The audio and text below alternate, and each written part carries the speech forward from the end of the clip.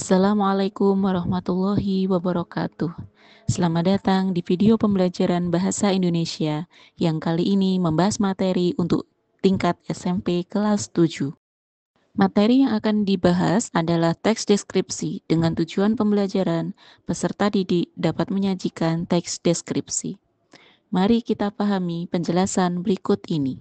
Sebelum menyajikan teks deskripsi, terlebih dahulu kita harus memahami pola pengembangan teks deskripsi. Ada dua, yang pertama pola pengembangan observasi. Pola pengembangan ini dikembangkan dengan melakukan observasi terhadap suatu objek yang akan dideskripsikan. Pembaca seolah-olah dapat melihat sendiri tentang objek yang dilukiskan.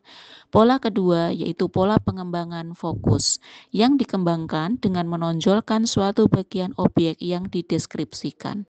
Setelah memahami pola pengembangan, berikutnya kita harus memahami struktur teks deskripsi. Yang pertama, identifikasi. Di dalam teks deskripsi, bagian identifikasi berisi penentuan dari identitas seseorang, benda, atau objek lainnya. Kedua, klasifikasi. Bagian klasifikasi dalam teks deskripsi merupakan unsur penyusun yang bersistem dalam suatu kelompok menurut kaidah atau standar yang sebelumnya sudah ditetapkan. Yang ketiga, deskripsi.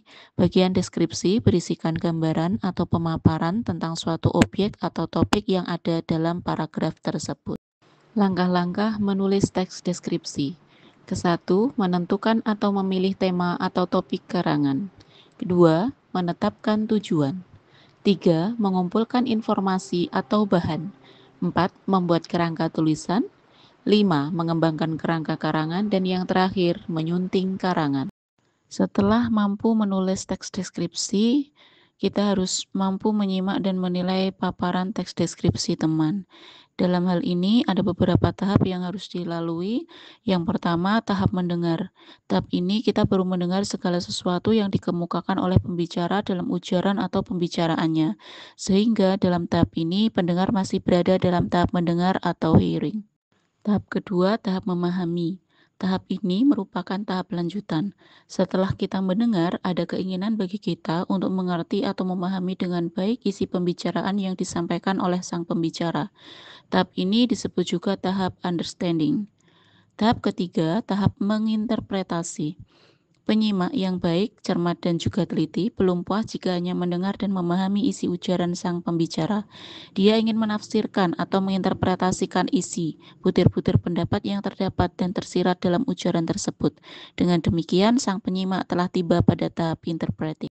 Masuk pada tahap 4, yaitu tahap mengevaluasi.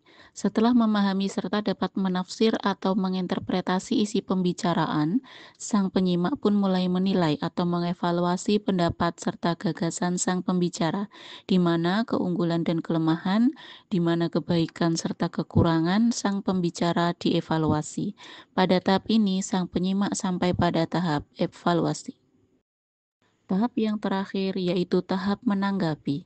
Tahap menanggapi merupakan tahap terakhir dalam kegiatan menyimak. Sang penyimak menyambut, mencamkan, menyerap, serta menerima gagasan atau ide yang dikemukakan oleh sang pembicara dalam ujaran atau pembicaraannya. Demikian tadi penjelasan mengenai menyajikan teks deskripsi. Semoga dapat menambah pengetahuan kita tentang teks deskripsi. Terima kasih.